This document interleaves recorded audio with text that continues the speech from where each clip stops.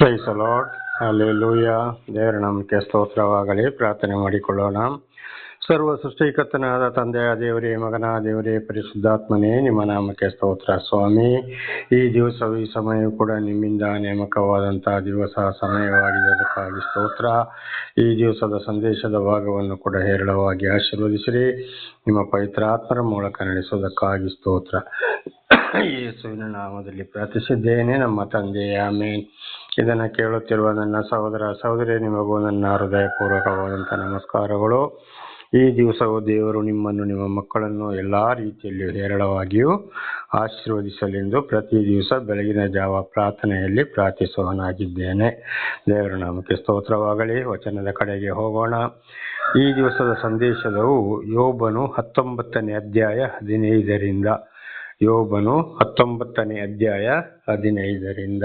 ದೇವರ ನಾಮಕ್ಕೆ ಸ್ತೋತ್ರವಾಗಲಿ. ನನ್ನ ಪರಿಜನರು ದಾಸಿಯರು ನನ್ನನ್ನು ಅನ್ಯನೆಂದೆನಿಸುತ್ತಾರೆ, ಅವರ ದೃಷ್ಟಿಗೆ ಪರದೇಶಿಯಾಗಿದ್ದೇನೆ. ದೇವರ ನಾಮಕ್ಕೆ ಸ್ತೋತ್ರವಾಗಲಿ. ಯೋಬನು ಕಷ್ಟ, ಸಂಕಟ, ದುಃಖದಲ್ಲಿ ಬಿದ್ದಾಗ ಎಷ್ಟು ದೇವರ ಮಾತನ್ನ ಹೇಳಿದ್ರು, ಬುದ್ಧಿವಾದವನ್ನ ಹೇಳಿದ್ರು, ದೇವರ ಪರವಾಗಿ ಸಾಕ್ಷಿ ಕೊಟ್ಟರು ಕೂಡ ಏನ್ ಮಾಡ್ತಾರೆ ಕೆಲವರು, ಅದನ್ನು ನಂಬದೆ ಹೋದ್ರೆ, ಅಯ್ಯೋ ಇವನು ಯಾಕಪ್ಪ ದೇವರ ವಿಷಯವನ್ನು ಬಹಳ ಚೆನ್ನಾಗಿ ಮಾತಾಡ್ತಾನೆ, ಬುದ್ಧಿವಾದವನ್ನ ಹೇಳ್ತಾನೆ, ಆದ್ರೆ ಇವನಿಗೆ ಯಾಕೆ ಈ ರೀತಿ ಆಗ್ಬೇಕು ಅಂತೇಳಿ ಕೆಲವರು ಏನ್ ಮಾಡ್ತಾರೆ, ದೂಷಣೆ ಮಾಡ್ತಾರೆ. ಹಾಗೆ ಯೋಬನಿಗೆ ಕೂಡ ಏನ್ ಮಾಡ್ತಾ ಇದ್ರು ಅಲ್ಲಿ ಪರಿಜನರು, ಅಂದ್ರೆ ದೇವರನ್ನು ಅರಿಯಾದ ಇತರ ಜನರು ಕೂಡ, ದಾಸಿಯರು ಅಂದ್ರೆ ಅವನು ದೊಡ್ಡ ಐಶ್ವರ್ಯವಂತನಾಗಿದ್ದ, ಅವನ ಕೆಲಸದವರು ಕೂಡ ಅವನನ್ನು ಹೀಯಾಳಿಸ್ತಾ ಇದ್ರು. ಅವರ ದೃಷ್ಟಿಗೆ ಒಬ್ಬ ಪರದೇಶ ಅಂದ್ರೆ, ಈ ಪರದೇಶ ಅಂದ್ರೆ ಏನು ಗತಿಲ್ಲದವನು, ಏನು ಗತಿಲ್ಲದವನು, ನಿರ್ಗತಿಗನು ಅಂತ ಅದರ ಅರ್ಥ. ಪರದೇಶಿ ಅಂದ್ರೆ ಈಗ ಹೊರ ದೇಶದಿಂದ ನಮ್ಮ ಭಾರತ ದೇಶಕ್ಕೆ ಬಂದವರಿಗೆ, ಅವರಿಗೆ ಯಾವ್ದಾದ್ರಲ್ಲಿ ಅಧಿಕಾರ, ಪೌರತ್ವ ಇದೆಯಾ? ಯಾವುದು ಇಲ್ಲ. ಅವರು ಬಂದಾಗಿ ವಾಪಸ್ ಹೋಗಲೇಬೇಕು. ಅದೇ ರೀತಿ ಇಲ್ಲಿದ್ದವರು ಈ ರೀತಿ ಕಷ್ಟ, ಸಂಕಟ, ದುಃಖದಲ್ಲಿ ಇದ್ದಾಗ ಕೆಲವರು ಏನ್ ಮಾಡ್ತಾರೆ, ಈ ಲೋಕದ ಜನರು ಆ ರೀತಿ ಅವರನ್ನ ಯೋಚನೆ ಮಾಡ್ತಾರೆ. ಅಂದ್ರೆ ಏನು ಗತಿಲ್ಲದವನು, ನಿರ್ಗತಿಗ ಅಂತ ಇದರ ಅರ್ಥವಾಗಿದೆ. ಆ ರೀತಿ ಇವತ್ತು ನಮಗೆ ಕೂಡ ಒಂದು ವೇಳೆ ನಾವು ಕೂಡ ಆ ರೀತಿ ಕಷ್ಟ, ಸಂಕಟ, ದುಃಖ ಬಂದಾಗಲೂ ದೇವರ ವಿಷಯವನ್ನ ಹೇಳ್ತಾ ಹೋದಾಗ ಕೆಲವರು ನಿಂದಿಸ್ತಾರೆ, ಹೀಯಾಳಿಸ್ತಾರೆ. ಅವನಿಗೆ ಯಾಕಪ್ಪ, ಅವನು ಬಹಳ ಜೋರಾಗಿ ಮಾತನಾಡ್ತಾನೆ, ಬಹಳ ಬುದ್ಧಿವಾದ ಹೇಳ್ತಾನೆ, ದೇವರ ವಿಷಯ ಮಾತಾಡ್ತಾನೆ, ಅವನ ದೇವರು ನಿಜವಾದ ದೇವರಾದ್ರೆ ಯಾಕೆ ಈ ರೀತಿ ಆಗ್ಬೇಕಾಗಿತ್ತು? ಇದು ಹಿಂದೆ ದೇವರು ಮನುಷ್ಯನ ಅವತಾರವೆತ್ತಿ ಬಂದಾಗ, ಯೇಸೆಂಬ ನಾಮದಲ್ಲಿ ಬಂದಾಗ ಅವರಿಗೆ ಕೂಡ ಅವರ ವಿರೋಧಿಗಳು ಅದನ್ನೇ ಹೇಳಿದ್ರು. ದೇವರ ನಾಮಕ್ಕೆ ಸ್ತೋತ್ರವಾಗಲಿ. ಅವರನ್ನು ಶಿಲುಬೆಗೆ ಏರಿಸುವಂತ ದಿವಸದಲ್ಲಿ ಅವ್ರಿಗೆ ಏನ್ ಮಾಡಿದ್ರು, ತಲೆಗೆ ಮುಸುಕು ಹಾಕಿ ಗುದ್ದಿ, ಈಗ ನಿನಗೆ ಯಾರು ಗುದ್ದಿದರು ಹೇಳು, ಈಗ ನಮಗೆ ನೀನು ಪ್ರವಾದನೆ ಮಾಡು ನೋಡೋಣ ಅಂತ ಹೀಯಾಳಿಸಿದ್ರು. ಅದೆಲ್ಲ ಸೈತಾನನ ಕಾರ್ಯವಾಗಿದೆ. ಹಾಗೆ ಇವತ್ತು ನಮ್ಮ ಜೀವಿತದಲ್ಲಿ ನಾವು ಕೂಡ ನಮಗಿಂತ ವಿಷಯಗಳು ಸಂಭವಿಸಿದಾಗ, ಹೇಳಿದಾಗ ಈ ಲೋಕದ ಜನರುಗಳು ಇದೇ ರೀತಿ ಮಾಡ್ತಾರೆ ಎಂಬುದಾಗಿ ಅದು ಇವತ್ತು ನಡೆದು ಹೋಗಿದೆ. ನನ್ನ ಜೀವಿತದಲ್ಲಿ ಕೂಡ ನಡೆದು ಹೋಗಿದೆ. ದೇವರ ನಾಮಕ್ಕೆ ಸ್ತೋತ್ರವಾಗಲಿ. ಆದರೆ ದೇವರು ಯಾರನ್ನು ಹೇಗೆ ನಡೆಸಬೇಕೋ ಅವರನ್ನು ಹಾಗೆ ನಡೆಸುವುದು ದೇವರ ಚಿತ್ತವಾಗಿದೆ. 16ನೇ ವಚನ. ನಾನು ನನ್ನ ಆಳನ್ನು ಕರೆದರೂ ಅವನು ಉತ್ತರ ಕೊಡುವುದಿಲ್ಲ, ಬಾಯಿ ತೆರೆದು ಬೇಡಿಕೊಳ್ಳಬೇಕಾಗಿ ಬಂತು. ನೋಡಿ, ಒಂದು ಟೈಮಲ್ಲಿ ಯೋಬನಿಗೆ ಏನಾಯ್ತು, ಅವನ ಆಳು ಈ ಕಷ್ಟ, ಸಂಕಟ, ದುಃಖ ಬಂದಾಗ ಇವನು ಸಂಬಳ ಕೊಟ್ಟು ಕೆಲಸಕ್ಕೆ ಇಟ್ಟುಕೊಂಡಂತ ಆಳನ್ನು ಕರೆದರೂ ಕೂಡ ಅವನು ಏನ್ ಮಾಡ್ದ, ಉತ್ತರ ಕೊಡ್ಲಿಲ್ಲ. ಅಲ್ಲಿವರೆಗೆ ಅವನಿಗೆ ಏನಾಯ್ತು, ಒಂದು ಕಡೆಗೆ ಅವನಿಗೆ ಸಂಬಳ ಕೊಟ್ಟು ಅವನನ್ನು ಸಾಕ್ತಾ ಇರುವಂತ ದಣಿಯ ಬಗ್ಗೆ ಕೂಡ ಅವನಿಗೆ ಅಷ್ಟೊಂದು ಕೀಳ್ಮಟ್ಟ ಕಂಡ. ಯಾರೋ ಯೋಬನ ಆಳು. ಅವನು ಕರೆದರೂ ಉತ್ತರ ಕೊಡುವುದಿಲ್ಲ, ಕರೆದ್ರು ಕೂಡ ಮಾತಾಡೋದಿಲ್ಲ. ಆ ಮಟ್ಟಕ್ಕೆ ಬಂದುಬಿಟ್ಟ. ನೋಡಿ, ಅವನು ನಿಜವಾಗಿ ಒಳ್ಳೆಯವನಾಗಿದ್ರೆ ಏನ್ ಮಾಡ್ತಿದ್ದ, ಅಯ್ಯೋ ಒಂದು ಟೈಮಲ್ಲಿ ಹೀಗೆ ಇದ್ರಪ್ಪ, ನನ್ನ ಸಂಬಳ ಕೊಟ್ಟು ಇಟ್ಕೊಂಡಿದ್ರ, ನಾನು ಇವರ ಕೈ ಕೆಳಗೆ ಕೆಲಸ ಮಾಡ್ತಾ ಇದ್ದ, ನನ್ನ ದಣಿಯಾಗಿದ್ದ ಅಂತೇಳಿ ಅವನಿಗೆ ಯೋಚನೆ ಬರಲಿಲ್ಲ. ಆ ಟೈಮಲ್ಲಿ ಅವನಿಗೂ ಕೂಡ ಅಷ್ಟೊಂದು ತಾತ್ಸಾರವಾಯಿತು. ಹಾಗೆ ಇವತ್ತು ನಾವು ಕೂಡ ಕಷ್ಟ, ಸಂಕಟ, ದುಃಖಗಳಿಗೆ ಒಳಗಾದಾಗ ಕೆಲವರು ನಮ್ಮನ್ನು ಏನ್ ಮಾಡ್ತಾರೆ, ತಾತ್ಸಾರ ಮಾಡ್ತಾರೆ. ಹೆಂಡತಿ ಮಕ್ಕಳೇ ತಾತ್ಸಾರ ಮಾಡ್ತಾರೆ. ಯೋಬನ ಹೆಂಡತಿ ಏನ್ ಮಾಡ್ತಾರೆ, ನೀನು ಸಾಯಿಂತೇಳಿ ಬಿಟ್ಟು ಹೋದ್ಲು. ಹಾಗೆ ಇದು ಇವತ್ತು ನಿಜವಾಗಿ ದೇವರಿಂದ ಆದುಕೊಂಡವರಿಗೆ, ಕೆಲವರಿಗೆ ಹೆಂಡತಿ ಮಕ್ಕಳು ಕೂಡ ಇದೇ ರೀತಿ ಮಾಡ್ತಾರೆ. ಇದು ನನ್ನ ಜೀವಿತದಲ್ಲಿ ಕೂಡ ಇದು ನೆರವೇರಿ ಹೋಯಿತು. ಆದರೂ ದೇವರಿಗೆ ಸ್ತೋತ್ರವಾಗಲಿ. ಬಾಯಿ ತೆರೆದು ಬೇಡಿಕೊಳ್ಳಬೇಕಾಗಿ ಬಂತು. ಆದರೂ ಅವನು ಏನು ಮಾಡ್ತಾ, ಬಾಯಿ ತೆರೆದು ಬೇಡಿಕೊಳ್ಳುವಂಥ ಪರಿಸ್ಥಿತಿ ಕೂಡ ಬಂತು, ಅಲ್ಲಿವರೆಗೆ ಬಂತು. ಆದರೂ ಆಳು ಏನು ಮಾಡ್ದ, ಒಂದು ಚೂರು ಈ ದಣಿಯ ಮೇಲೆ ಕಣಿಕರ ಬಂತ ಇಲ್ಲ. ಆದರೆ ಪ್ರತಿಯೊಂದಕ್ಕೂ ನ್ಯಾಯ ತೀರ್ಪು ಇದೆ. ಲೂಕ 16ನೇ ಅಧ್ಯಾಯದಲ್ಲಿ ನೋಡುವಾಗ ಒಬ್ಬ ಭೋಗ ಮತ್ತು ಇನ್ನೊಬ್ಬ ಭಿಕಾರಿ, ಅಂದರೆ ಒಂದು ಐಶ್ವರ್ಯವಂತ ಒಂದು ಭಿಕ್ಷಾಧಿಪತಿಯ ಒಂದು ಸಾಮತೆಯಲ್ಲಿ ಬರೆಯಲ್ಪಟ್ಟಿದೆ. ದೇವರ ನಾಮಕ್ಕೆ ಸ್ತೋತ್ರವಾಗಲಿ. ಹಾಗೆ ಇದು ಕೂಡ ಇವತ್ತು ಅದುವೇ ನಡೆಯುವಂಥದ್ದು. ಆದರೂ ದೇವರು ಕೈ ಬಿಡುವವನಲ್ಲ. ಏನೇ ಆದರೂ ನಾವು ಎಂಥ ಕಷ್ಟ ಸಂಕಟ ದುಃಖ ಬಂದರೂ ಕೂಡ ಯೋಬನ ಹಾಗೆ ದೇವರಲ್ಲಿ ವಿಶ್ವಾಸ ನಾವು ಬಿಡಬಾರದು. ಯಾರು ಎಷ್ಟೇ ಬಿಡಲಿ, ಏನೇ ಮಾಡಲಿ, ಹೀಯಾಳಿಸಲಿ, ಏನೇ ಮಾಡಲಿ, ನಾವು ದೇವರ ನಾಮದಲ್ಲೇ ಹೊರಟು ಹೋಗಬೇಕು. ನೋಡಿ, ಸರ್ವವನ್ನು ಸೃಷ್ಟಿಕರ್ತ ಮಾಡಿದಂಥ ಪರಮಾತ್ಮ ಭಗವಂತನು ಮನುಷ್ಯನ ಅವತಾರವೆತ್ತಿ ಬಂದಾಗ ಅನೇಕ ಕಾರ್ಯಗಳನ್ನು ಮಾಡಿದ್ರು. ಜನಗಳು ನಂಬಿದ್ರ ಇಲ್ಲ, ಹೀಯಾಳಿಸಿದ್ರು, ಹೊಡೆದ್ರು, ಏನೆಲ್ಲ ಮಾಡಿ ಶಿಲುಬೆಗೆ ಏರಿಸಲ್ಪಟ್ಟರು. ಆದರೆ ಏನಾಯಿತು, ಕಡೆಗೆ ಅವರು ಪರಲೋಕಕ್ಕೆ ಏರಿ ಹೋದರು. ಆಗಲೇ ಗೊತ್ತಾಯಿತು ಇವರಿಗೋ ಇವನು ದೇವರಪ್ಪ ಅಂತೇಳಿ. ಅಂಥವ್ರು ಅದ್ಭುತ ಕಾರ್ಯಗಳನ್ನ ಮಾಡಿ ತೋರಿಸಿದ್ರು ಕೂಡ ನಂಬಲಿಲ್ಲ. ಇವತ್ತು ಕೂಡ ಹಾಗೆ ದೇವರ ವಿಷಯವನ್ನು ಸಾರಿದ್ರು, ಹೇಳಿದಂತೆ ನಡೆದ್ರು ಕೂಡ ಕೆಲವರು ಏನು ಮಾಡ್ತಾರೆ, ದೇವರನ್ನು ನಂಬುವುದಿಲ್ಲ. ಅವರಿಗೆ ಒಂದು ಹುಚ್ಚುತನವಾಗಿದೆ ಮಾತುಗಳು. ಆದ್ದರಿಂದ ನಾವು ಏನು ಮಾಡಬೇಕು, ನಾವು ಬೇಸರಗೊಳ್ಳಬಾರದು. ದೇವರು ನಮಗೆ ಕೊಟ್ಟ ಕೆಲಸವನ್ನು ಮಾಡಿ ಹೇಳೋ ಸಮಯದಲ್ಲಿ ಹೇಳುವಂಥದ್ದು, ಅವರಿಗೆ ತಿಳಿಸುವಂಥದ್ದು ನಾವಿರಬೇಕು. ನಮಗಿಂತ ಕಷ್ಟ ಸಂಕಟ ಬಂತಂತ ನಾವು ಬೇಸರಗೊಳ್ಳಬಾರದು. ಅದು ಹೆಂಡತಿಯ ವಿರೋಧ ಬರ್ಬೋದು, ಮಕ್ಕಳ ವಿರೋಧ ಬರ್ಬೋದು. ನೋಡಿ, ಮೀಕ 7:5 ಮತ್ತು 6ನೇ ವಚನದಲ್ಲಿ ಅದನ್ನೇ ಹೇಳಿದ್ದು. ಮತ್ತಾಯ 10:35 39 ಅದನ್ನೇ ಹೇಳಿದ್ದು. ಮತ್ತಾಯ 19ನೇ ವಚನದಲ್ಲಿ, ಲೂಕ 12:14ನೇ ಅಧ್ಯಾಯದಲ್ಲಿ ಕೂಡ ಇದೇ ವಿಷಯ ಬರೆಯಲ್ಪಟ್ಟಿದೆ. ದೇವರ ನಾಮಕ್ಕೆ ಸ್ತೋತ್ರವಾಗಲಿ. ಹಲ್ಲೆಲೂಯಾ. 17ನೇ ವಚನ, ನನ್ನ ಉಸಿರು ನನ್ನ ಹೆಂಡತಿಗೆ ಅಸಹ್ಯವಾಗಿದೆ. ನೋಡಿ, ಮೊದಲು ಗಂಡನಿಗೆ ಬೇಕಾದಷ್ಟು ಆಸ್ತಿ ಪಾಸ್ತಿ ಇರೋತ್ತಿಗೆ ಹೆಂಡತಿಗೆ ಗಂಡನ ಮೇಲೆ ಹೆಂಡತಿಗೆ ಬಹಳ ಪ್ರೀತಿ ಇದ್ಲು. ಯಾವಾಗ ಈ ಕಷ್ಟ ಸಂಕಟ ದುಃಖ ಬಂತು ಹೆಂಡತಿನ, ಈಗ ನಾವು ಅದನ್ನು ಮೊದಲೇ ಓದಿಕೊಂಡಿದ್ದೇವೆ. ನಿನಗೆ ಇನ್ನೂ ಯಥಾರ್ಥವಿಲ್ಲೋ, ನಿನ್ನಲ್ಲಿ ದೇವರಂತೇಳಿ ನೀನು ಸಾಯಿ ಅಂತೇಳಿ ಬಿಟ್ಟು ಹೋಗ್ಬಿಟ್ಲು. ಆವಾಗ ಗಂಡನ ಉಸಿರು ಕೂಡ ಏನಾಯಿತು, ಹೆಂಡತಿಗೆ ಅಸಹ್ಯವಾಯಿತು, ಬಿಟ್ಟು ಹೋದ್ಲು. ಇದನ್ನು ನಿನ್ನೆ ಕೂಡ ನಾವು ತಿಳ್ಕೊಂಡಿದ್ದೇವೆ. ಈಗಾಗಲೇ ಬೆಂಗಳೂರು ಗ್ರಾಮಾಂತರ ಜಿಲ್ಲೆಯಲ್ಲಿ ಒಂದು ದೇವರು ಆದುಕೊಂಡಂಥ ಒಂದು ಸೇವಕರುಗಳು ಮೊನ್ನೆ ತೀರಿ ಹೋದರು. ಅವರ ಹೆಂಡತಿ ಕೂಡ ಪ್ರಾಪಂಚಿಕ ವಿಷಯದಲ್ಲಿ ಸಂಪಾದನೆ ಇಲ್ಲ, ಗಂಡ ಸಂಪಾದನೆ ಮಾಡೋದಿಲ್ಲ, ಗಂಡನಿಂದೇನು ಲಾಭ ಇಲ್ಲ ಅಂತೇಳಿ ಹೆಂಡತಿ ಬಿಟ್ಟು ಹೋದ್ಲು. ದೇವರ ನಾಮಕ್ಕೆ ಸ್ತೋತ್ರವಾಗಲಿ. ಹಾಗೆ ಇವತ್ತೊಂದು ಹೆಂಡತಿಯರಿಗೂ ಕೂಡ ಏನಾಗ್ತದೆ, ಗಂಡನಿಂದ ವರಮಾನ ಇದ್ದರೆ ಮಾತ್ರ. ಗಂಡ ದೇವರೊಂದಿಗೆ ಹೋಗ್ತಾ ಇದ್ದಾನೆ, ನಾನು ದೇವರನ್ನೇ ಗಂಡನನ್ನೇ ನಾನು ಹಿಂಬಾಲಿಸ್ತೀನಿ ಅಂತ ಹೇಳಿ ಖಂಡಿತವಾಗಿ ನಡೆಯೋದಿಲ್ಲ. ಕೆಲವು ಹೆಂಡತಿಯರು ಏನು ಮಾಡ್ತಾರೆ, ಗಂಡನಿಂದಾಗಿ ನಮಗೆ ವರಮಾನ ಇದೆಯಾ, ಲಾಭ ಇದೆಯಾ, ಚೆನ್ನಾಗಿ ತಿನ್ನಕ್ಕೆ ಸಿಗ್ತದೋ, ಅಲಂಕಾರ ಮಾಡ್ಬೋದೋ, ನಾವು ಹೇಳಿದಾಗೆ ಗಂಡ ಕೇಳ್ತಾನ, ಹಾಗಿದ್ರೆ ಮಾತ್ರ ಗಂಡ. ಇಲ್ಲದ್ರೆ ಗಂಡನನ್ನು ದೂಷಣೆ ಮಾಡ್ತಾರೆ. ತಂದೆ ತಾಯಿ ಮನೆಯಲ್ಲಿ, ಅಣ್ಣ ತಮ್ಮಂದರಲ್ಲಿ, ಅಕ್ಕ ತಂಗಿಯರಲ್ಲಿ, ಅಲ್ಲಿ ಇಲ್ಲಿ ಬಂಧು ಬಳಗದಲ್ಲಿ ಚಾಡಿ ಹೇಳ್ಕೊಂಡು ತಿರುಗಾಡೋರಾಗಿದ್ದಾರೆ. ಆದರೆ ಎಲ್ಲರೂ ಅಲ್ಲ, ಕೆಲವು ಹೆಂಡತಿಯರು ಮಾತ್ರ. ಹಾಗಿಂತ ಸಮಯ ಕಷ್ಟಗಳಲ್ಲಿ ಬಂದಾಗ ಏನಾಯ್ತಲ್ಲಿ, ಯೋಬ ಏನು ಹೇಳ್ತಾ ಇದ್ದಾನೆ, ನನ್ನ ಉಸಿರು ನನ್ನ ಹೆಂಡತಿಗೆ ಅಸಹ್ಯವಾಗಿದೆ. ನೋಡಿ, ಇಂಥ ಹೆಂಡತಿಯರು ಕೂಡ ಇದ್ದಾರೆ. ನನ್ನ ಹೊಟ್ಟೆಯಲ್ಲಿ ಹುಟ್ಟಿದ ಮಕ್ಕಳಿಗೂ ಹೇಸಿಗೆಯಾಗಿದ್ದೇನೆ. ನೋಡಿ, ನನ್ನ ಹೊಟ್ಟೆಯಲ್ಲಿ ಹುಟ್ಟಿದ ಮಕ್ಕಳು ಕೂಡ ತಾಯಿಯೊಂದಿಗೆ ಸೇರಿಕೊಂಡು ಹೇಸಿಗೆಯಾಗಿದ್ದೇನೆ. ಮಕ್ಕಳಿಗೂ ಕೂಡ ನಾನು ಬೇಡವಾದ. ಇದು ನನ್ನ ಸಹೋದರಿ ಇವತ್ತು ಈ ಬೆಳಗ್ಗೆ ಜಾವದಲ್ಲಿ ಬೈಬಲ್ ಮುಂದೆ ಇಟ್ಟುಕೊಂಡು ಮಾತನಾಡ್ತಾ ಇದ್ದೇನೆ. ನನ್ನ ಹೆಂಡತಿ ಕೂಡ ನನ್ನ ಉಸಿರು ಅಸಹ್ಯವಾಗೋಯ್ತು, ನನ್ನ ಮಕ್ಕಳಿಗೂ ಕೂಡ ಬೇಡಾದವನಾಗ್ಬಿಟ್ಟೆ. ಯಾರು ಮಾತಾಡೋರಿಲ್ಲ, ಹೇಳೋರಿಲ್ಲ, ಕೇಳೋರಿಲ್ಲ.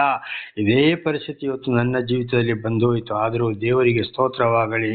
ದೇವರ ಮೇಲೆ ಭರವಸೆ ಇಟ್ಟು ನಡೆಸ್ತಾ ಇದ್ದೇನೆ. ಎಂತೆಂಥ ಮಣ್ಣಿಗೆ ಮಣ್ಣಾಗಿ, ಧೂಳಿಗೆ ಧೂಳಾಗಿ ಹೋಗಬೇಕಾಯಿತು, ಅಪಘಾತದಲ್ಲಿ ಸಾಯಬೇಕಾಯಿತು, 3 ಸಲ ಆತ್ಮಹತ್ಯೆಯಲ್ಲಿ ಸಾಯಬೇಕಾಯಿತು, ಬಹಳ ನಿಂದನೆಗೆ ಗುರಿಯಾದೆ. ಆದರೂ ದೇವರು ನನ್ನನ್ನು ನಡೆಸ್ತಾ ಇದ್ದಾರೆ. ದೇವರು ಉನ್ನತ ಸ್ಥಾನದಲ್ಲಿ ನನ್ನನ್ನು ಇಟ್ಟಿದ್ದಾರೆ. ದೇವರ ನಾಮಕ್ಕೆ ಸ್ತೋತ್ರವಾಗಲಿ. ಹಲ್ಲೆಲೂಯಾ. ಇದು ದೇವರಿಂದ ಆದುಕೊಂಡವರು. ದೇವರು ಯಾರನ್ನು ಆರಿಸಿಕೊಳ್ತಾರೋ ಅವರಿಗೆ ಕೆಲವೊಂದು ಸಂದರ್ಭ, ಒಬ್ಬೊಬ್ಬರಿಗೆ ಇಂಥ ಪರಿಸ್ಥಿತಿ ಬರಬಹುದು.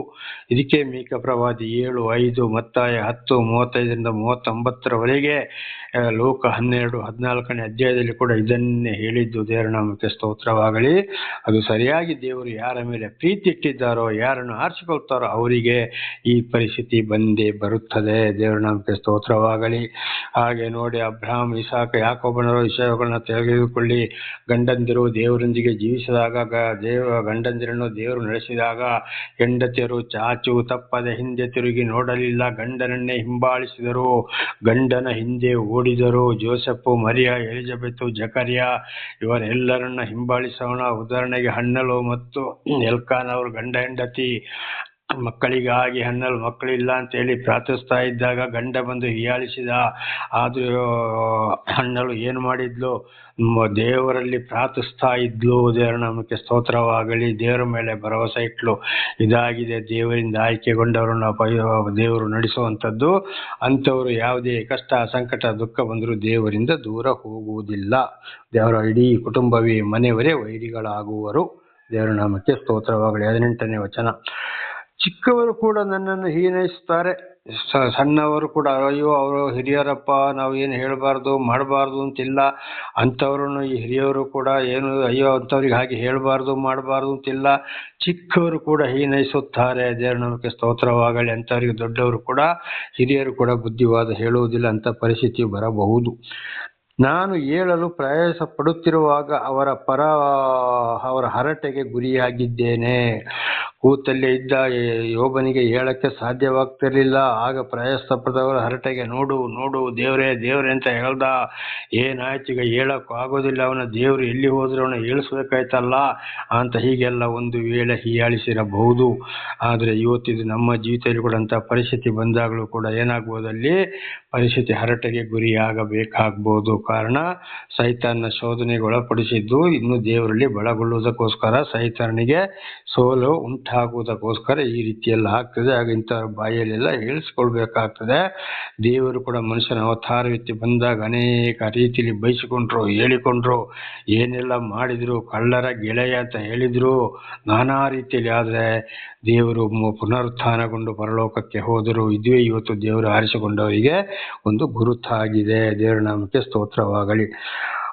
ನನ್ನ ಆಪ್ತ ಮಿತ್ರರೆಲ್ಲರೂ ನನ್ನನ್ನು ನೋಡಿ ಹೇಸಿಕೊಳ್ಳುತ್ತಾರೆ. ಒಂದು ಟೈಮಲ್ಲಿ ಅಲ್ಲಿ ನೋಡಿ ಏನಾಯಿತು, ಯೋಬನೊಂದಿಗೆ ಅವನ ಆಪ್ತ ಮಿತ್ರರು, ಸ್ನೇಹಿತರು, ಬಹಳ ಸ್ನೇಹಿತರು. ಕಾರಣ ಅವರಲ್ಲಿ ಆಸ್ತಿ ಪಾಸ್ತಿ ಇತ್ತು, ಹಣ ಕಾಸು ಇತ್ತು, ಎಲ್ಲ ಚೆನ್ನಾಗಿತ್ತು. ಆಗ ಆಪ್ತ ಮಿತ್ರರಿಗೆ ಯೋಬನು ಬಹಳ ಮಿತ್ರನಾದ. ಯಾವಾಗ ಈ ಕಷ್ಟ ಸಂಕಟ ದುಃಖ ಬಂದ ಅವರೆಲ್ಲ ಅವನನ್ನು ಬಿಟ್ಟು ದೂರ ಮಾಡಿ ಹೀಯಾಳಿಸಲು ಪ್ರಾರಂಭ ಮಾಡಿದ್ರು. ಇದು ಇವತ್ತು ನಮ್ಮ ಜೀವಿತಕ್ಕೂ ಕೂಡ ನಮ್ಮಲ್ಲಿ ಹಣ ಕಾಸು ಇರುವುದಾದರೆ, ಚೆನ್ನಾಗಿ ನಾವು ಅವರಿಗೆ ತಿನ್ನಕ್ಕೆ ಕುಡಿಯೋಕ್ಕೆ ಕೊಡುವುದಾದರೆ ನಾವು ಒಳ್ಳೆಯವರಾಗ್ತೇವೆ. ನಮ್ಮಿಂದ ಬೇಕಾದಷ್ಟು ಉಪಕಾರವನ್ನು ಕೂಡ ಅಂಥವರು ಪಡೆದುಕೊಳ್ಳಬಹುದು. ಆಮೇಲೆ ಕಷ್ಟ ಸಂಕಟ ದುಃಖಗಳಿಗೆ ಒಳಗಾದಾಗ ಯಾರೂ ಇರುವುದಿಲ್ಲ, ಎಲ್ಲರೂ ಕೈ ಬಿಟ್ಟವರಾಗಿದ್ದಾರೆ. ಒಂದ್ಸರಿ ನಮ್ಮ ಬಂಧುಗಳಲ್ಲಿ ಇಡೀ ಹೆಂಡತಿ ಮಕ್ಕಳಿಂದ ನಾನು ದೂರವಾದಾಗ ನಮ್ಮ ಬಂಧುಗಳಲ್ಲಿ ಒಂದು ಮನುಷ್ಯ ಹೇಳ್ದ, ಅವನ ನೀವು ಎಲ್ಲಿ ಹೋದರೂ, ಇಡೀ ಕರ್ನಾಟಕ ರಾಜ್ಯದಲ್ಲಿ ಎಲ್ಲಿ ಮರಣ ಹೊಂದಿದ್ರು ಕೂಡ ನಿಮ್ಮ ಶವವನ್ನು ತೆಗೆದುಕೊಂಡು ನಾನು ಸಮಾಧಿ ಮಾಡ್ತೇನೆ ಅಂತ ಹೇಳಿದಂಥ ಒಂದು ಮನುಷ್ಯ. ಆಗ ಅವನು ಬಹಳ ಬಡವನಾಗಿದ್ದ, ಇವತ್ತು ಬಹಳ ಕೋಟಿಗೆ ಹತ್ತಿರ ತಲುಪಿದ್ದಾನೆ. ಬೇಕಾದಷ್ಟು ಆಸ್ತಿ ಪಾಸ್ತಿ ಇದೆ, ಬೇಕಾದಷ್ಟು ವರ್ಷಕ್ಕೆ ಎಷ್ಟೋ ಲಕ್ಷ ಹಣ ಸಂಪಾದನೆ ಇದೆ.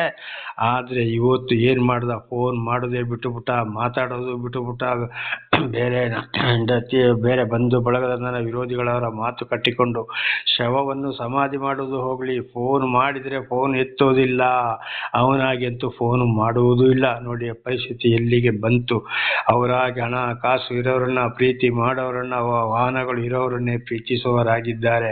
ಅದಕ್ಕೆ ಯೇಸುಸ್ವಾಮಿ ಹೇಳಿದ್ದು, ಪ್ರೀತಿಸುವವರನ್ನೇ ಪ್ರೀತಿಸಿದರೆ ಅದು ದುಷ್ಟರ ಸಹವಾಸ, ಸೈತಾನನ ಸಹವಾಸ.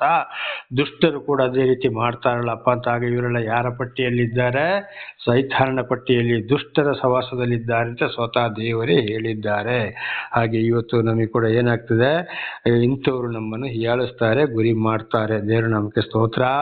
ಆದರೆ ಒಂದು ದಿವಸ ಖಂಡಿತವಾಗಿ ದೇವರ ಚಿತ್ತವಾದರೆ, ದೇವರು ನಮ್ಮನ್ನು ಪರಲೋಕಕ್ಕೆ ಕರೆದುಕೊಂಡು ಹೋಗುವುದಾದರೆ ಪರಲೋಕದಿಂದ ಪಾತಾಳಕ್ಕೆ ನೋಡಬಹುದು. ಇದು ಲೋಕ 16ನೇ ಅಧ್ಯಾಯದಲ್ಲಿ ಕೂಡ ಬರೆಯಲ್ಪಟ್ಟಂಥ ವಿಷಯಗಳು. ದೇವರ ನಾಮಕ್ಕೆ ಸ್ತೋತ್ರವಾಗಲಿ. ನನ್ನ ಪ್ರೀತಿ ಪಾತ್ರರು ಸಹ ನನ್ನ ಮೇಲೆ ತಿರುಗಿ ಬಿದ್ದಿದ್ದಾರೆ.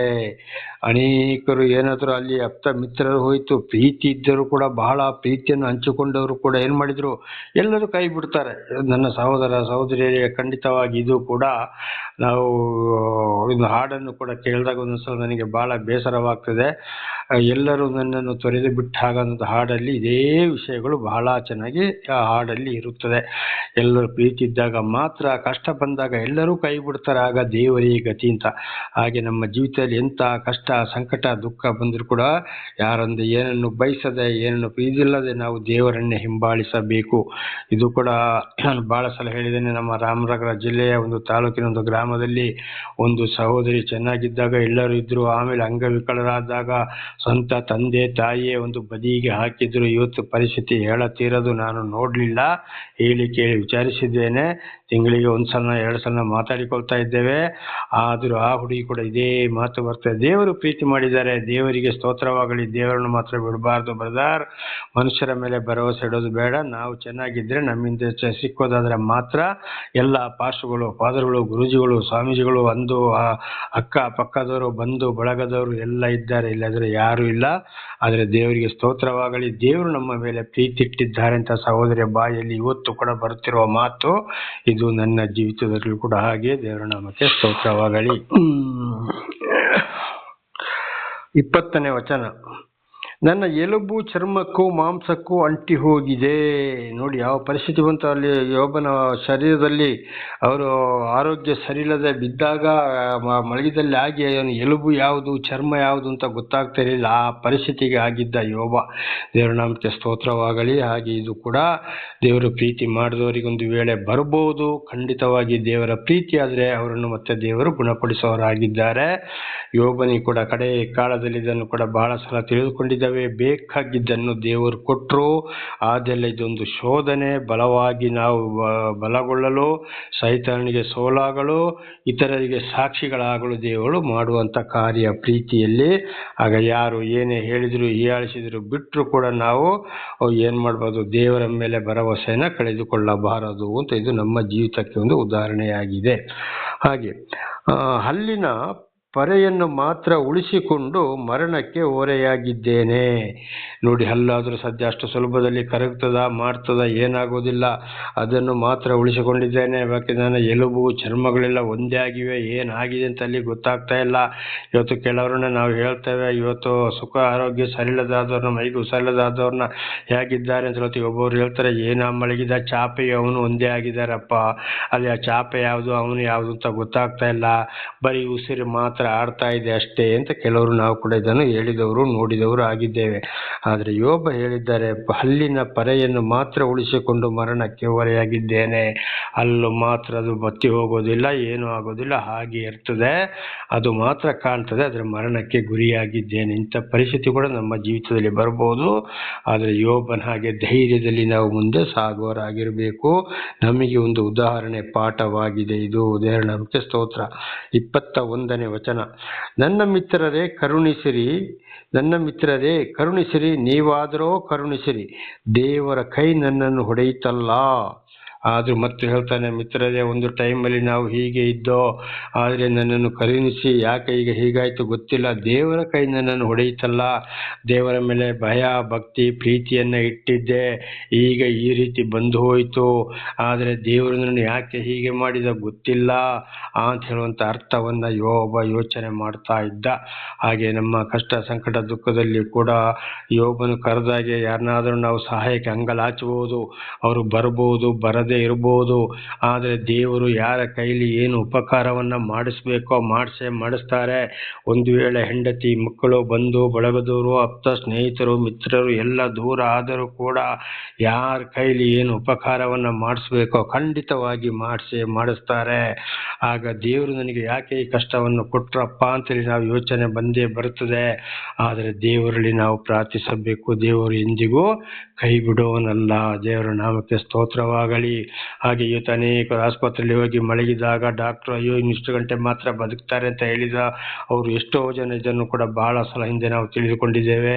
ಮದುವೆ ಆಗಿದೆ, ಮಕ್ಕಳಾಗಿದ್ದಾರೆ, ಮಕ್ಕಳು ಏನು ಮಾಡ್ತಾರೆ ಇವತ್ತು ಸ್ಕೂಲಿಗೆ ಹೋಗ್ತಾ ಇದ್ದಾರೆ. ಆವಾಗ ಡಾಕ್ಟ್ರ ಮಾತುಗಳು ಕೂಡ ಅಲ್ಲಿ ಏನಾಯಿತು ಸುಳ್ಳಾಯಿತು. ನಾನು ಕೂಡ ರಾಯಚೂರು ಜಿಲ್ಲೆ ದೇವದುರ್ಗ ತಾಲೂಕಿನಲ್ಲಿ ಇದ್ದಾಗ ಬೆಳಿಗ್ಗೆ ಬೈಕಿನಲ್ಲಿ ಹೋದಾಗ 2 ಸಲ ಕೂಡ ಆಕ್ಸಿಡೆಂಟ್ ಆಗಿ ಅದರಲ್ಲಿ 1 ಸಲ ಆಕ್ಸಿಡೆಂಟ್ ಆಗಿ ಎಷ್ಟೋ ದೂರ ಹೋಗಿ ಬಳಗಡೆ ಈ ಪಕ್ಕೆಲುಬು ಮಾಂಸ ಎಲ್ಲ ಒಂದಾಗಿ ನಾನು ಬದುಕುವ ಪರಿಸ್ಥಿತಿಯಲ್ಲೇ ಇರಲಿಲ್ಲ. ಒಂದು ಆಸ್ಪತ್ರೆಯಲ್ಲಿ ನನ್ನ ತಳ್ಳಿಬಿಟ್ರು. ನವೋದಯ ಮೆಡಿಕಲ್ ಕಾಲೇಜಿಗೆ ತಗೊಂಡೋಗಿ ದಾಖಲು ಮಾಡಿದ್ರು. ಬಿದ್ದಲ್ಲಿಂದ ತಗೊಂಡು ಹೋಗಿ ಯಾರೋ ಒಬ್ರು ಒಂದು ಸಹೋದರ ತಗೊಂಡು ಹೋಗಿ ನನ್ನನ್ನು ಡಾನ್ ಬೊಸ್ಕೋ ಸಂಸ್ಥೆಗೆ ಅಲ್ಲಿ ಬಿಟ್ಟ. ಅಲ್ಲಿಂದ ಒಂದು ಆಸ್ಪತ್ರೆಯಲ್ಲಿ ತಳ್ಳಿಬಿಟ್ರು. ಕಡೆಗೆ ರಾಯಚೂರು ನವೋದಯ ಮೆಡಿಕಲ್ ಕಾಲೇಜಿಗೆ ಹೋದಾಗ ಅಲ್ಲಿ ಎಕ್ಸ್ರೇ ತೆಗೆದಾಗ ಪಕ್ಕೆಲುಬು ಮಾಂಸ ಚರ್ಮ ಎಲ್ಲ ಒಂದಾಗಿದೆ, ಉಸಿರಾಡಕ್ಕೆ ಆಗ್ತಾ ಇಲ್ಲ. ಅವತ್ತು ರಾತ್ರಿ ಮಲಗಿದಲ್ಲಿ 2 ಸಲ ಕನಸು ಬಿತ್ತು. ಆ ಕನಸು ಬಿದ್ದ ಮೇಲೆ ನನ್ನ ನೋವೆಲ್ಲ ಮಾಯವಾಯಿತು. ಇದನ್ನು ಹಿಂದೆ ಕೂಡ ನಾನು ಹೇಳಿದ್ದೆ. ದೇವರನಾಮಕ್ಕೆ ಸ್ತೋತ್ರವಾಗಲಿ. ಆಗ ನೋಡಿ ನನ್ನ ಬಂಧು ಬಳಗದವರು ಯಾರೂ ಇಲ್ಲ. ಅಪರಿಚಿತರೊಂದಿಗೆ ದೇವರು ನನ್ನ ಸಹಾಯ ಮಾಡಿದ್ರು. ಯಾರೋ ಏನೋ ಬಂದು ನನಗೆ ಆಸ್ಪತ್ರೆಯಲ್ಲಿ ಕಾವಲು ಮಲಗಿದ್ರು. ಅಲ್ಲಿಂದ ಆಸ್ಪತ್ರೆಯಿಂದ ಬಿಡಿಸಿಕೊಂಡು ಬರಲಿಕ್ಕೆ ಬೇರೆ ಸಹೋದರರು ನನ್ನನ್ನು ಹಣ ಕಟ್ಟಿ ಅಲ್ಲಿಂದ ಬಿಡುಗಡೆ ಮಾಡಿ ಕರ್ಕೊಂಡು ಬಂದರು. ದೇವರ ನಾಮಕ್ಕೆ ಸ್ತೋತ್ರವಾಗಲಿ. 58 ಕಿಲೋಮೀಟರ್ ದೇವದುರ್ಗಕ್ಕೂ ಮತ್ತು ರಾಯಚೂರಿಗೆ ಹೋಗುವಾಗಲೂ ವಾಹನ, ಬರುವಾಗಲೂ ವಾಹನ ಬಾಡಿಗೆ ಹಣವನ್ನು ಕೂಡ ಅವರೇ ಕೊಟ್ಟಿದ್ದಾರೆ. ನೋಡಿ ಎಂಥ ಒಂದು ಸಹಾಯವನ್ನು ಮಾಡಿದ್ರು. ದೇವರ ನಾಮಕ್ಕೆ ಸ್ತೋತ್ರವಾಗಲಿ. ಈ ಯೋಬನ ಪುಸ್ತಕವನ್ನು ಓದುವಾಗ ಇದೆಲ್ಲ ನನ್ನ ಸಾಕ್ಷಿ ಕೂಡ ಇವತ್ತು ನನಗೆ ಯೋಚನೆ ಬರ್ತಾ ಇದೆ. ಖಂಡಿತವಾಗಿ ದೇವರಿಂದ ಆದುಕೊಂಡಾಗ, ದೇವರ ಪ್ರೀತಿ ಇಟ್ಟಾಗ ಈ ಕಷ್ಟಗಳು ಬಂದರೆ ಇದೆಲ್ಲ ದೇವರ ಪ್ರೀತಿ. ದೇವರು ಎಂದಿಗೂ ಕೈ ಬಿಡುವುದಿಲ್ಲ. ಆದ್ದರಿಂದ ನಮ್ಮ ಭರವಸೆಯನ್ನು ಯಾರು ಏನೇ ಹೇಳಿದರೂ ಸರ್ವ ಸೃಷ್ಟಿಕರ್ತನಾದಂಥ ದೇವರ ಮೇಲೆ ನಮ್ಮ ಭರವಸೆ ಇರಬೇಕು. ಇದಕ್ಕೆ ಯೆಶಾಯ 2ನೇ ಅಧ್ಯಾಯ 22ನೇ ವಚನದಲ್ಲಿ ಯೆಶಾಯನ ಮುಖಾಂತರ ದೇವರನ್ನು ಮಾತನ್ನು ತಿಳಿಸಿದ್ದಾರೆ. ಯೆಶಾಯ 2:22 ಮೂಗಿನಲ್ಲಿ ಉಸಿರಾಡುವವನನ್ನು ಎಂದಿಗೂ ನಂಬಬೇಡಿರಿ ಅಂತೇಳಿ. ಮೂಗಿನಲ್ಲಿ ಉಸಿರಾಡುವ ಏನು ಮಾಡ್ತಾರೆ, ಇವತ್ತೊಂದು ಮಾತಾಡ್ತಾರೆ, ನಾಳೆ ಒಂದು ಮಾತಾಡ್ತಾರೆ, ಎದುರೊಂದು ಮಾತಾಡ್ತಾರೆ, ಹಿಂದೆ ಒಂದು ಮಾತಾಡ್ತಾರೆ, ಅಂದ ಚಂದ ಇರೋತ್ತಿಗೆ ಮಾತಾಡ್ತಾರೆ, ಹಣಕಾಸು ಇರೋತ್ತಿಗೆ ಮಾತಾಡ್ತಾರೆ, ಕಷ್ಟ ಸಂಕಟ ದುಃಖ ಬಂದಾಗ ಹೀಯಾಳಿಸ್ತಾರೆ, ಎಲ್ಲಿ ಲಾಭ ಇದೆಯಂತೂ ಅಲ್ಲಿ ಹೋಗ್ತಾರೆ. ಇದು ಅದಕ್ಕೆ ಹೇಳಿದ್ದು, ಮೂಗಿನಲ್ಲಿ ಉಸಿರಾಡುವವನ ಯಾರೇ ಆಗಲಿ ಖಂಡಿತವಾಗಿ ನಂಬಲು ಹೋಗಬಾರದು. ಯೆರೆಮೀಯ 17ನೇ ಅಧ್ಯಾಯ 5ನೇ ವಚನದಲ್ಲಿ ಓದುವಾಗ ಯೆರೆಮೀಯನ ಮುಖಾಂತರ ದೇವರು ಹೇಳಿದ್ದಾರೆ, ಮನುಷ್ಯರೇ ಈಗ ದೊಡ್ಡಸ್ತರು, ಮನುಷ್ಯರೇ ಬಲಾಢ್ಯರು ಅಂತೇಳಿ ಮನುಷ್ಯರ ಮೇಲೆ ಭರವಸೆ ಇಟ್ಟವರು ಶಾಪಗ್ರಸ್ತರು ಅಂತ ದೇವರ ನಾಮಕ್ಕೆ ಸ್ತೋತ್ರವಾಗಲಿ. ಹಾಗೆ ಇವತ್ತು ನಮ್ಮ ಭರವಸೆ ಯಾರಲ್ಲಿ ಇರಬೇಕು? ದೇವರಲ್ಲೇ ಇರಬೇಕು.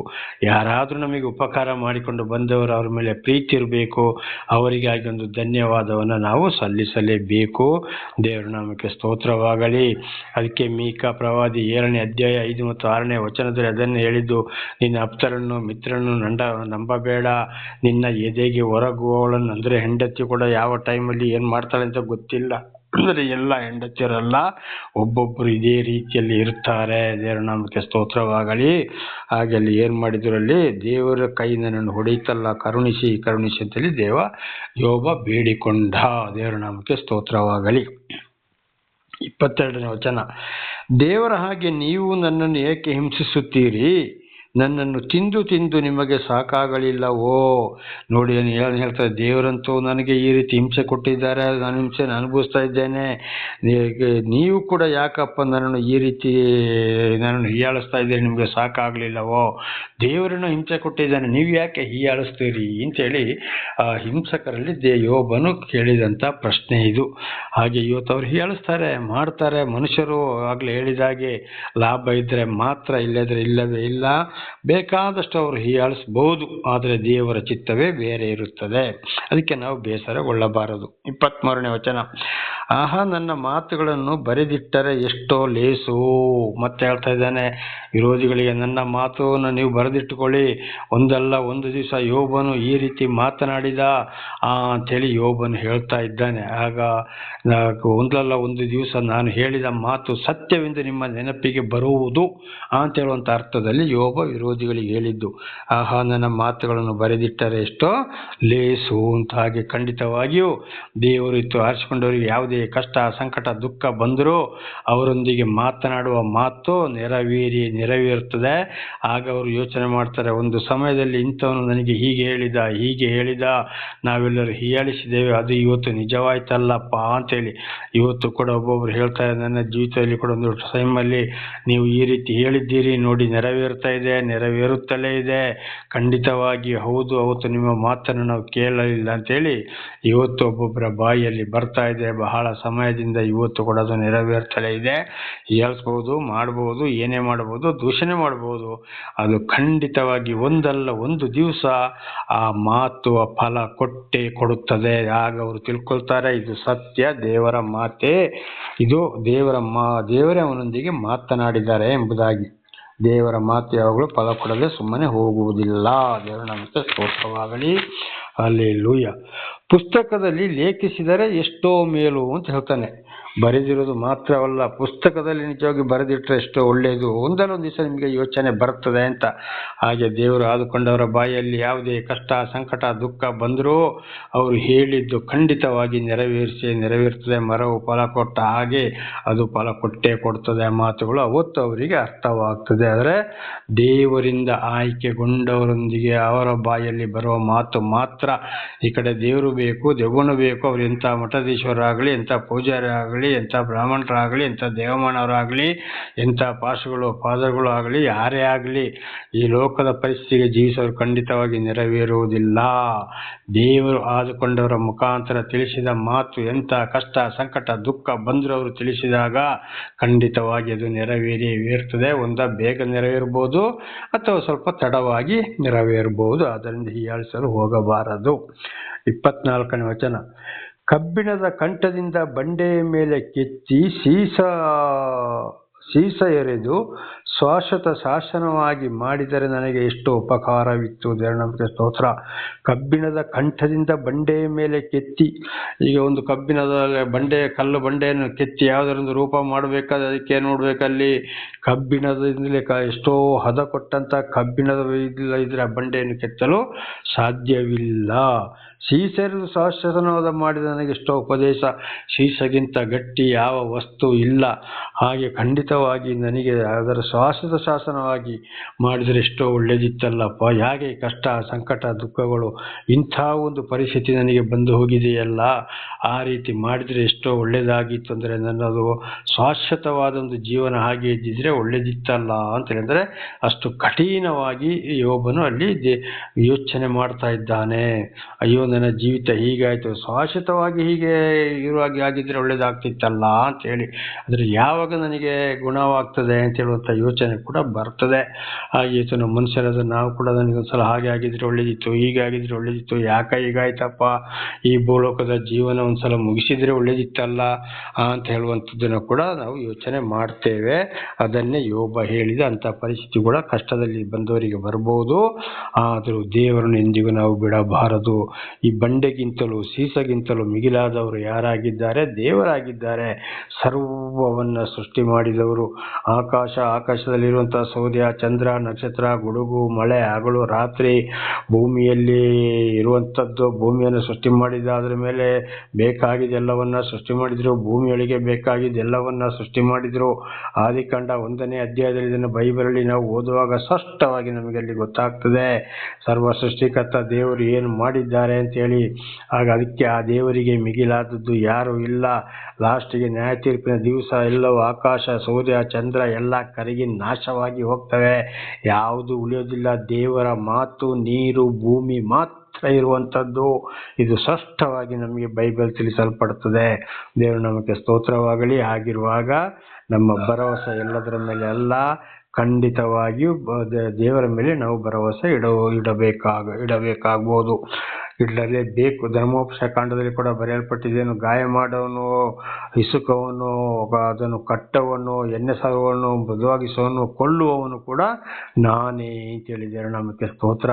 ಅದಕ್ಕೆ ಯೆಶಾಯ 9ನೇ ಅಧ್ಯಾಯ 6ನೇ ವಚನದಲ್ಲಿ ಕೂಡ ಯೆಶಾಯನ ಮೂಲಕವೂ ದೇವರು ತಿಳಿಸಿದ್ದಾರೆ, ಸರ್ವ ಸೃಷ್ಟಿಕರ್ತನು, ಸೇನಾಧೀಶ್ವರನು, ಪರಾಕ್ರಮಶಾಲಿಯು, ಸಮಾಧಾನದ ಪ್ರಭುವು, ನಿತ್ಯಾನಂದ ತಂದೆಯು, ಅದ್ಭುತ ಸ್ವರೂಪನು, ವಿಮೋಚನ ಕಾಂಡದಲ್ಲಿ ನಾನೇ ಆರೋಗ್ಯದಾಯಕನಾದ ದೇವರು ಅಂತ ಕೂಡ ಹೇಳಿದ್ದಾರೆ.